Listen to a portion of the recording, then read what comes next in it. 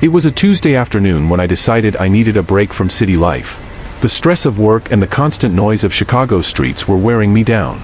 I longed for peace, solitude.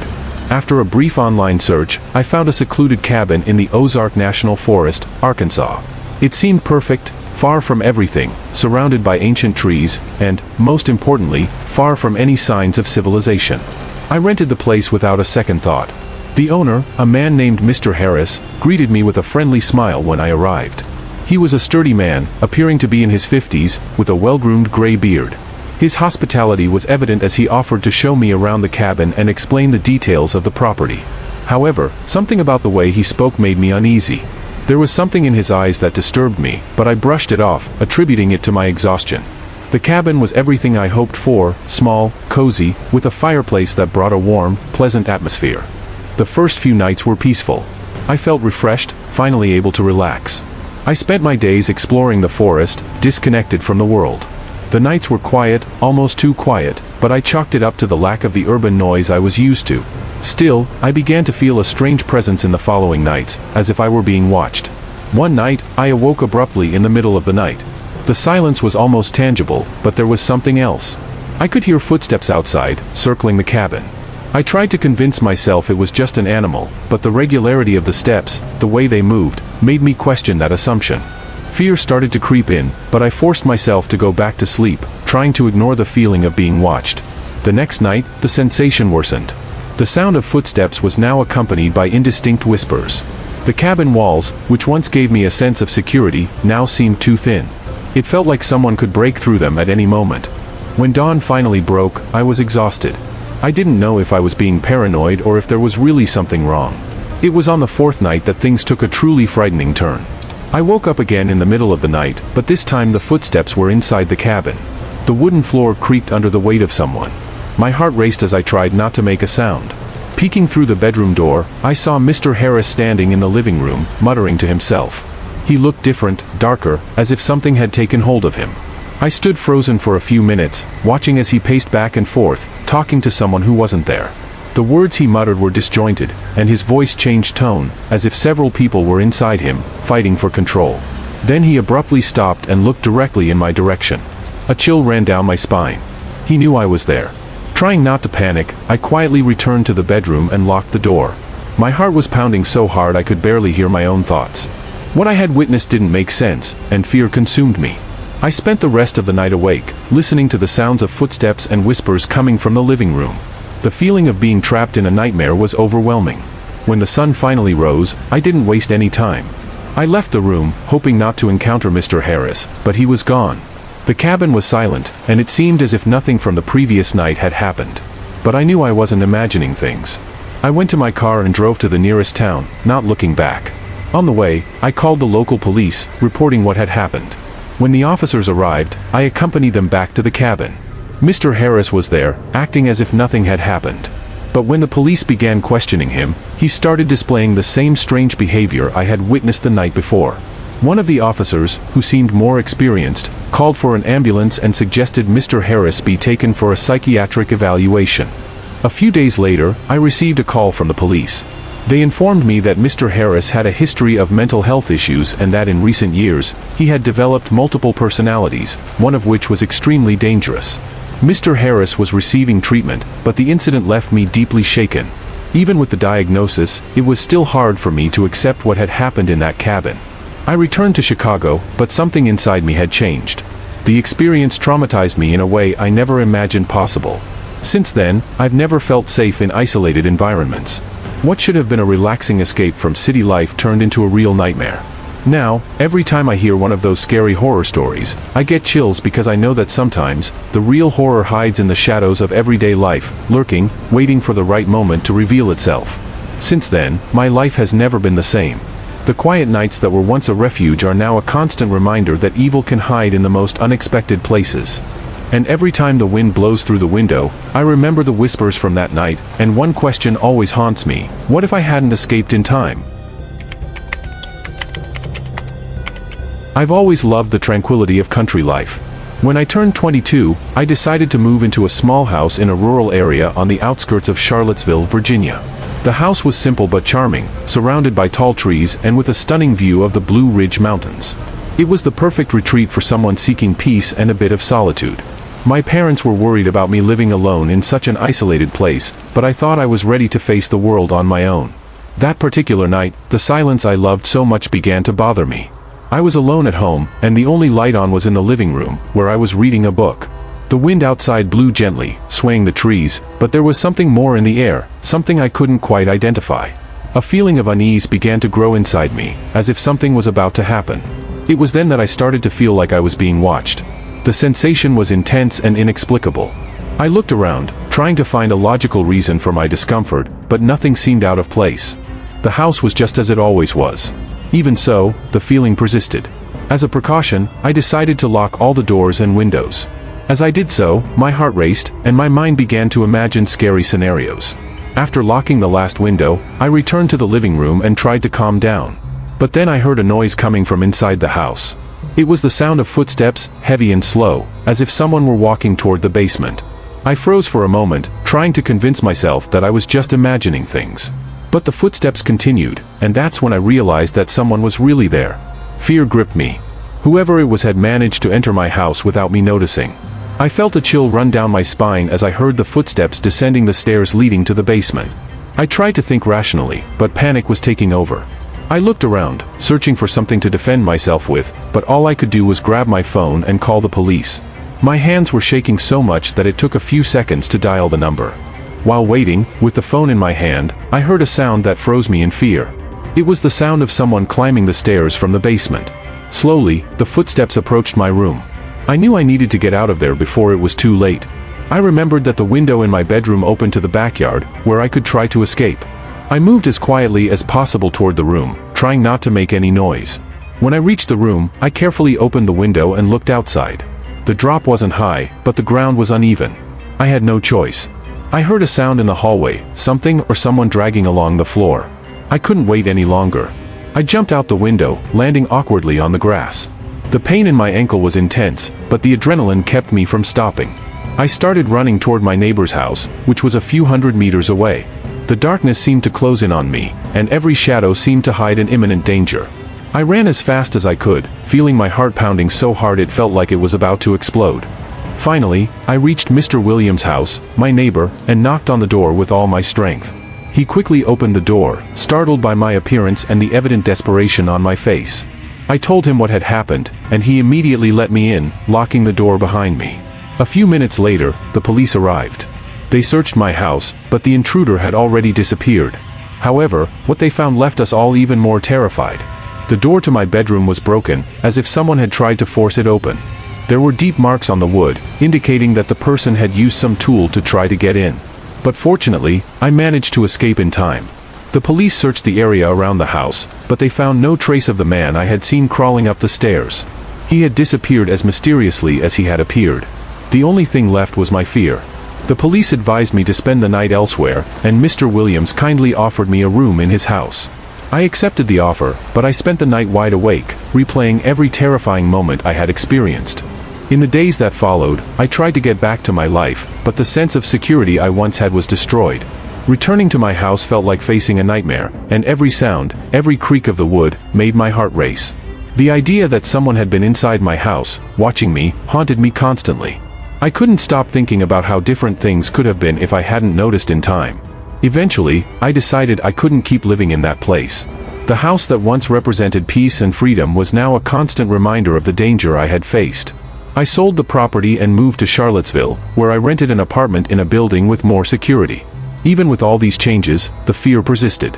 I found myself constantly looking over my shoulder, checking locks, feeling as if the danger could be anywhere. What happened that night left deep emotional scars. I'll never know who the man who invaded my house was or what he wanted. The police never found him, and the case remained unsolved. But the emotional scars from that experience stayed with me.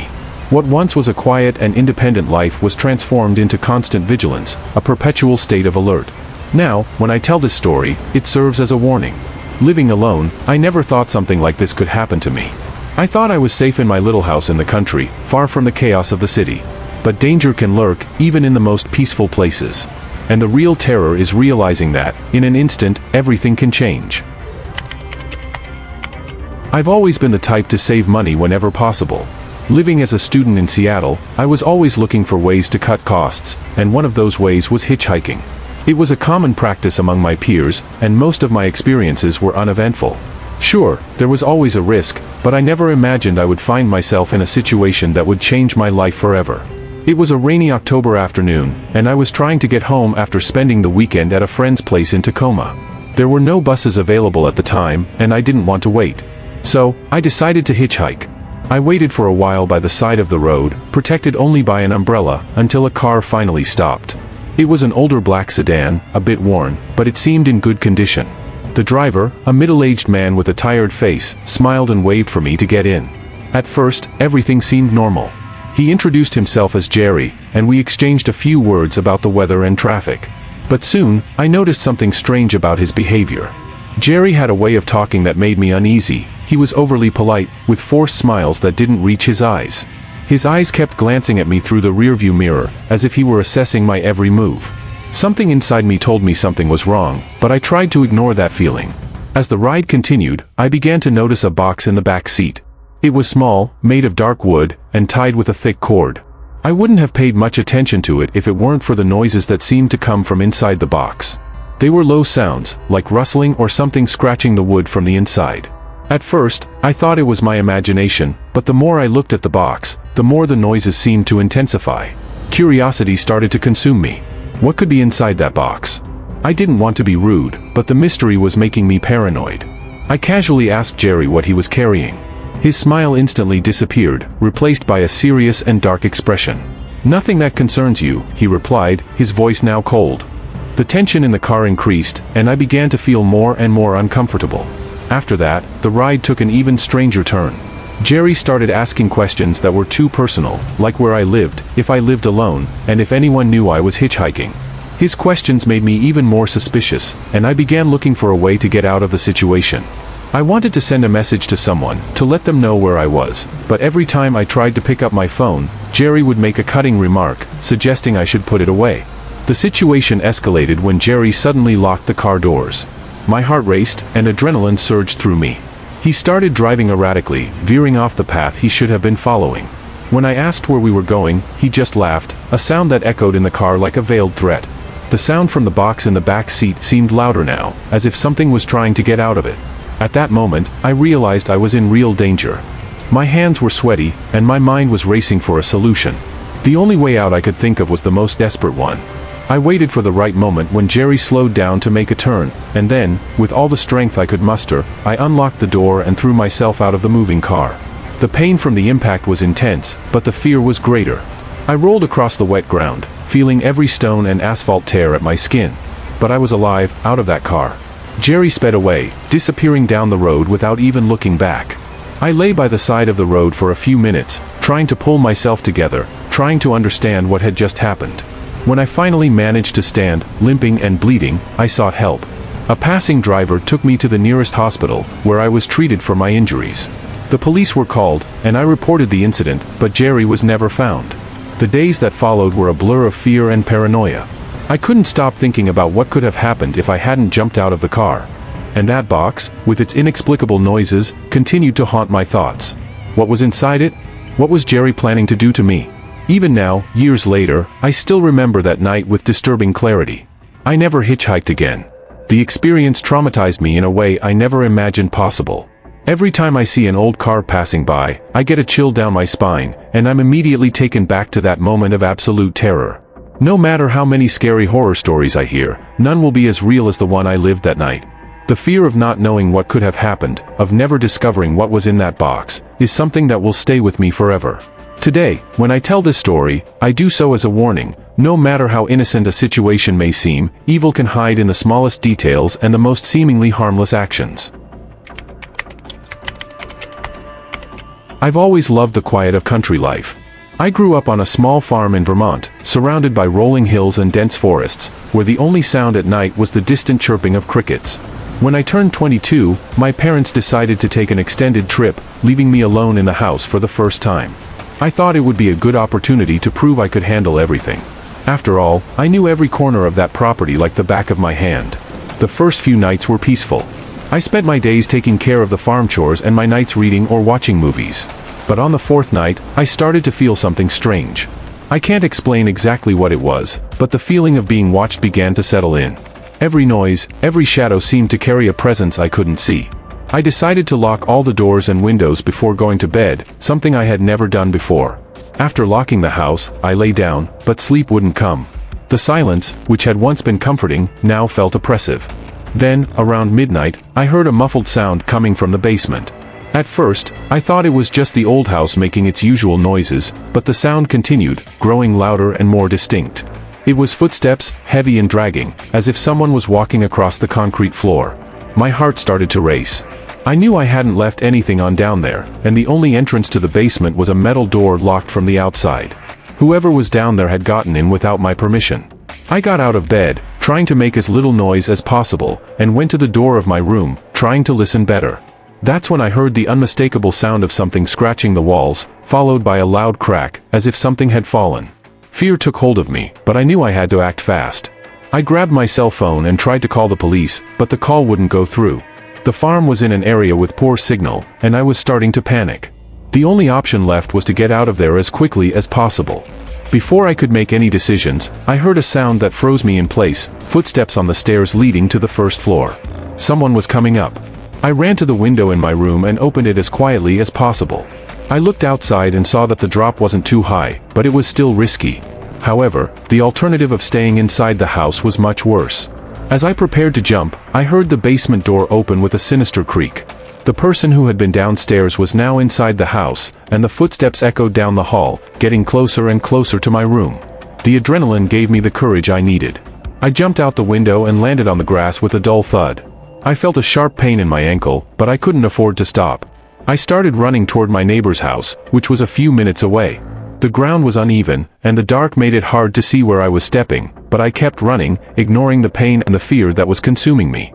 I reached Mr. Thompson's house, an elderly farmer who lived nearby, and banged on the door with all the strength I could muster. He opened the door with a look of shock, and I, between sobs and gasps, quickly explained what had happened. He let me in, locked the door, and grabbed his rifle while calling the police. The minutes that followed were pure agony.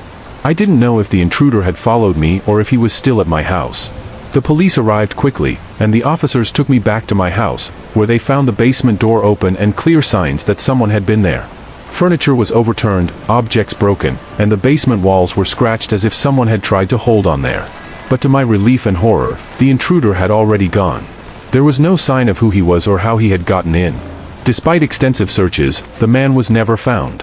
The authorities said it could have been a drifter or someone with bad intentions, but the mystery remained. I couldn't stop thinking about how he knew I was alone or what he intended to do. The most disturbing part was that even with all the damage he caused, he didn't take anything. Whatever he was looking for, it wasn't something material.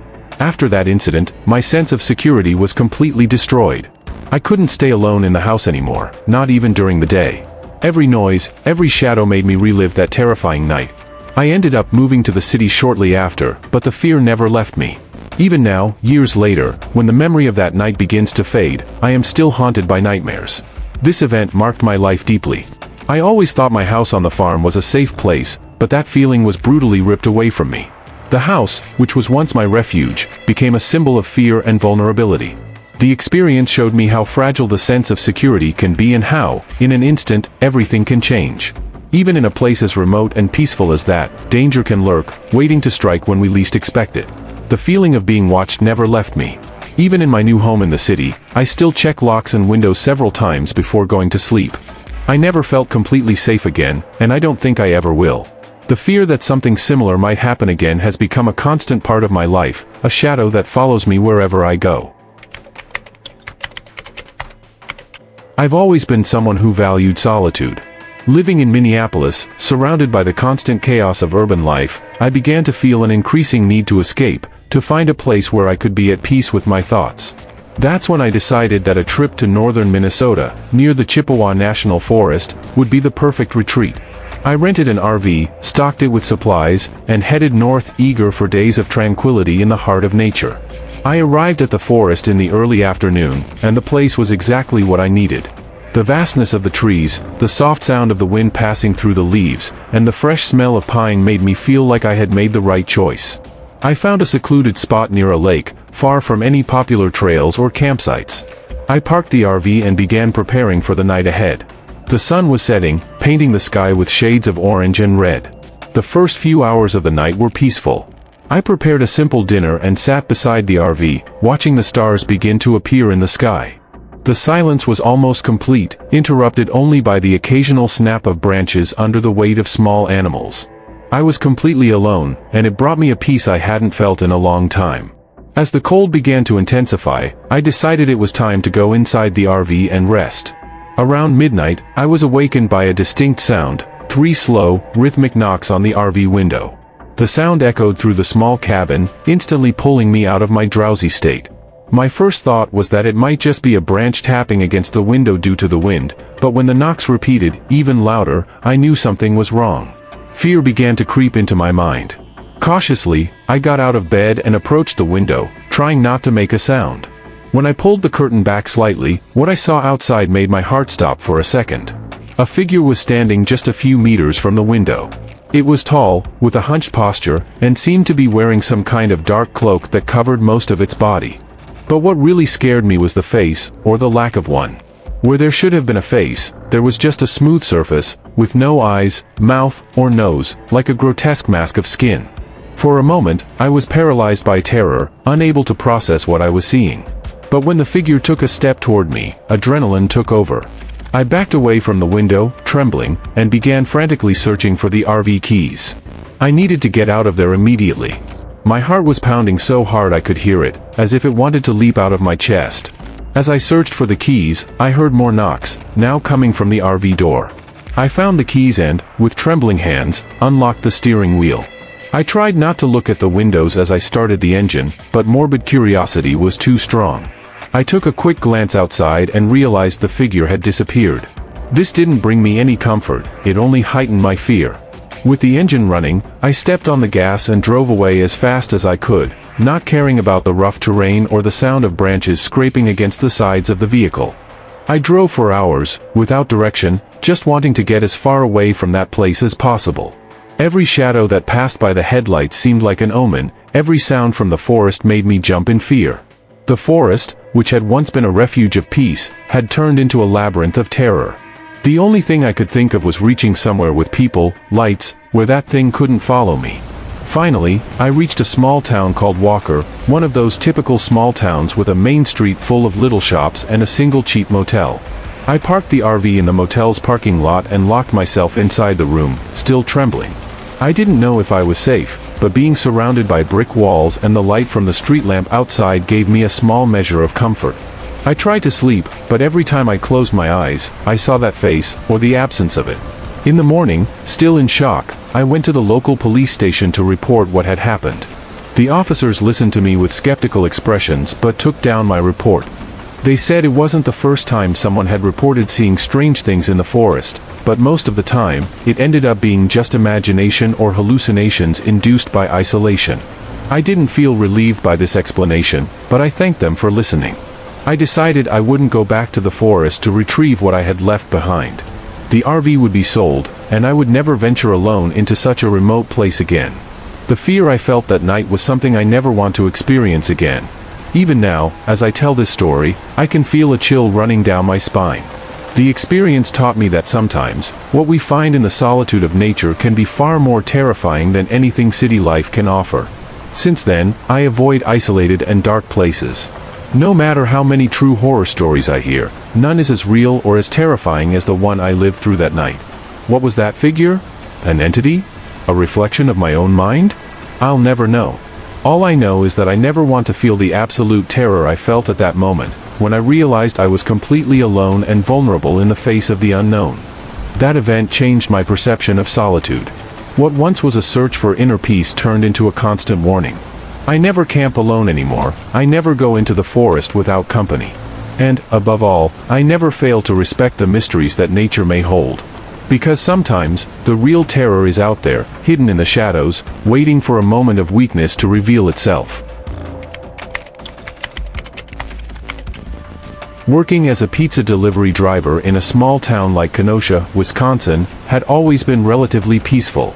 The streets were familiar, the people were known, and most of the time, my nights passed without much surprise. But that night in particular, everything changed. It was a Friday, and I was covering the night shift for a colleague. The weather was heavy, with dark clouds covering the sky, hinting at a storm that never came.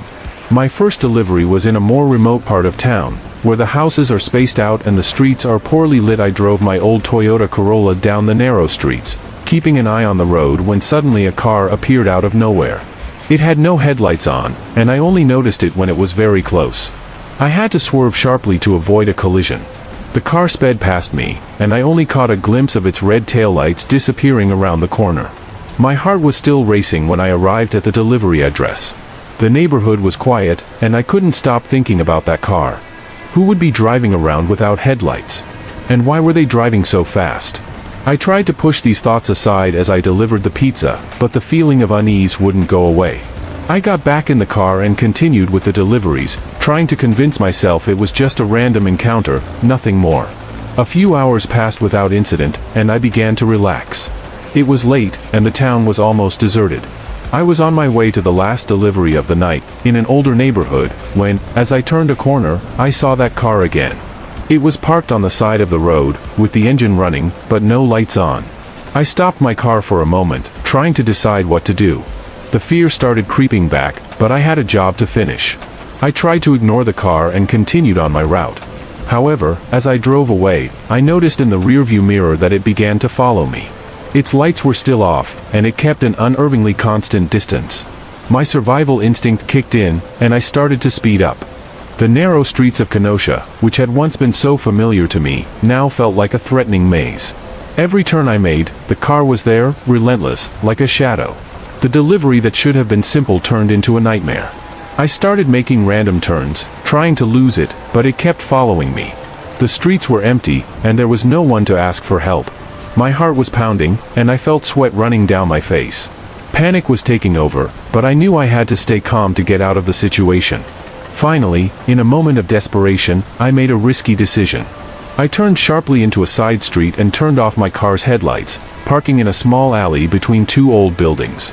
Silence took over the environment, and for a few seconds, I sat there, motionless, listening to the sound of my own heartbeat. I watched as the car drove past the main street, not noticing my maneuver. I waited until it was out of sight before starting the car again and taking a different route. I completed the last delivery with trembling hands, feeling a mix of relief and fear.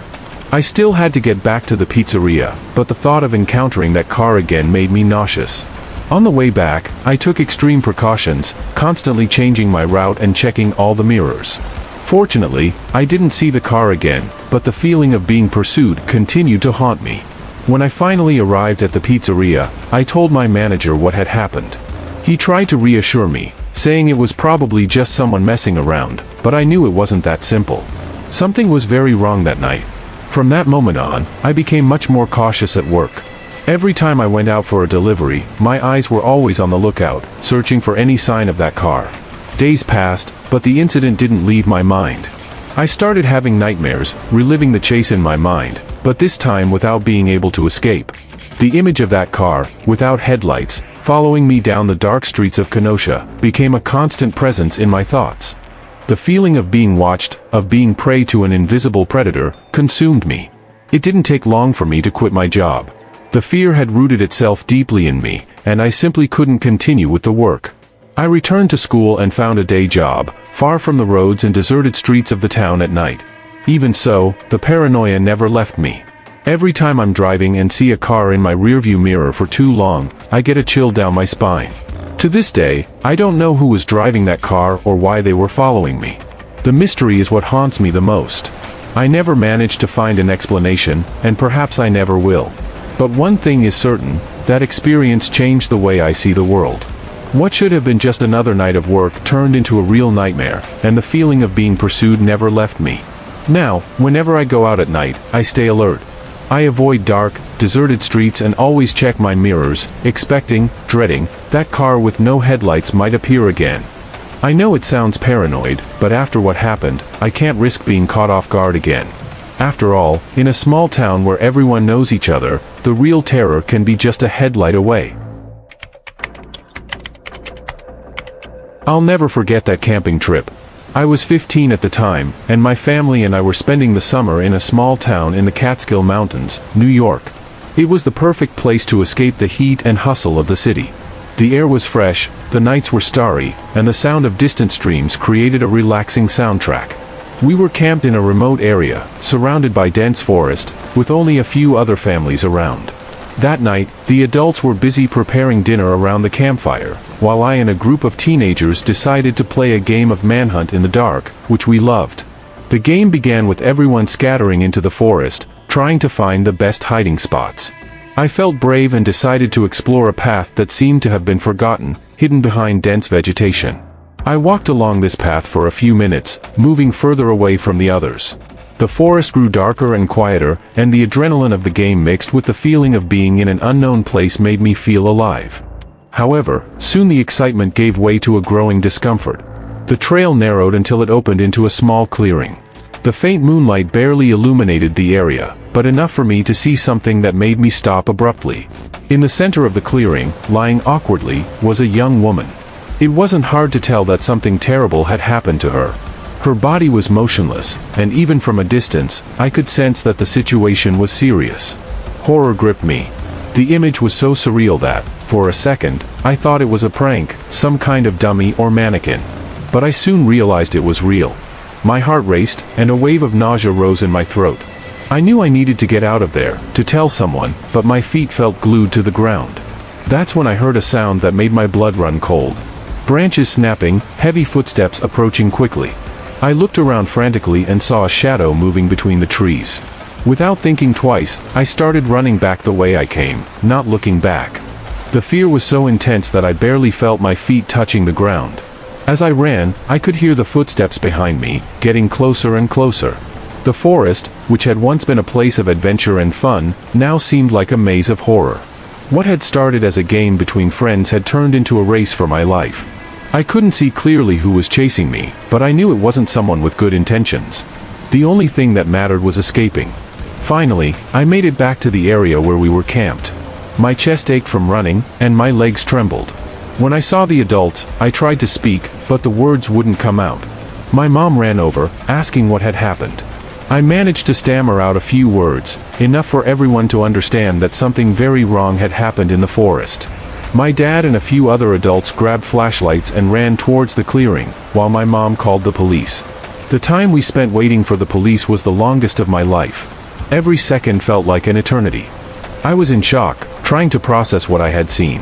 When the officers arrived, they accompanied my dad and the others to the clearing. It didn't take long for them to find the woman I had seen, and to my relief and horror, the man who had been chasing me was also located. He was hiding in the shadows, holding a knife. The police arrested him immediately. With him, they found a bag with some dangerous-looking tools. There was no doubt he was responsible for what happened to the woman in the clearing. She was later identified as a young woman from the neighboring town who had been missing for a few days. The discovery shocked the local community, and the story quickly spread through the region. In the days that followed, I was interrogated several times by the police and had to recount what had happened that night over and over. Each time I spoke, the memories came back with disturbing clarity. The image of the woman, the sound of footsteps behind me, the cold expression of the man as he was led away by the police, all of it was etched into my mind. After the incident, my family decided to cut the trip short, and we returned home early. The campsite, which had once been a refuge of peace and tranquility, had become a place of nightmares. I had trouble sleeping for months, always reliving that night in my dreams. The simple act of walking through a forest or hearing a branch snap made me freeze with fear. The experience changed me deeply. I never looked at the forest the same way again. What had once been a place of fun and exploration now seemed to hide dark secrets and invisible dangers. I learned the hard way that evil can be anywhere, even in the most peaceful and seemingly safe places. Even now, years later, the memory of that night still haunts me. I avoid talking about it, but the weight of what happened has never left me. Sometimes, when I'm alone and the silence becomes oppressive, I hear in my mind the sound of those heavy footsteps approaching. And I remember that, on that night in the forest, I came face to face with true terror, something no teenager should ever have to experience. I've never been the type to turn down an outdoor adventure. As a college student at the University of Oregon in Eugene, I always took advantage of opportunities to explore the nature around campus. Academic life can be stressful, and nothing relaxed me more than a hike or an afternoon swimming in one of the many rivers in the area. But it was on one of these outings that I encountered something that would change my life forever. It was a hot Saturday in August, and some friends suggested we go swimming in the Mackenzie River, one of our favorite spots. We arrived around noon, armed with snacks, towels, and inflatable rafts. The sun was shining brightly, and the river was crystal clear, inviting us to dive in. After a while enjoying the water and laughing at each other's antics, I decided I wanted to swim a bit further downstream, away from the noise and commotion of the group. I swam peacefully for about 10 minutes, appreciating the sound of the water and the sense of peace that the river always brought me. The current was light, and the only sound besides the flow of the water was the distant singing of birds. I was alone, and it gave me a tranquility that I rarely found on the crowded campus. But this sense of calm was suddenly interrupted when something unexpected happened. As I swam, I felt a strange presence around me. Looking toward the shore, I noticed a man standing in the shadow of the trees, staring intently at me. He was a good distance away, but the way he was watching me was unsettling. Something about him seemed out of place, as if he didn't belong there. I tried to ignore him, convincing myself that he was just another swimmer or someone walking along the shore. But the feeling of discomfort didn't leave me. I decided it was better to head back to my friends. As I started swimming back, I heard a splash, like someone entering the water. I looked toward the sound and saw the man entering the river, swimming toward me. My heart raced. He swam with a speed and determination that left me panicking. He didn't seem like just an ordinary swimmer, it seemed like he was coming directly for me. Without wasting any time, I started swimming as fast as I could. What was supposed to be a peaceful afternoon of relaxation had turned into a desperate race for my life. The current now seemed to be against me, and every stroke felt like it wasn't taking me far enough. I could hear the splashes behind me, getting closer and closer, and the thought of being caught by that man filled me with terror. Finally, I saw the bend in the river where my friends were. I shouted for help, but my voice seemed to be swallowed by the sound of the water and the distance. As I approached the shore, I felt a hand grab my ankle, pulling me down. The force was so strong that I swallowed water and almost got dragged under.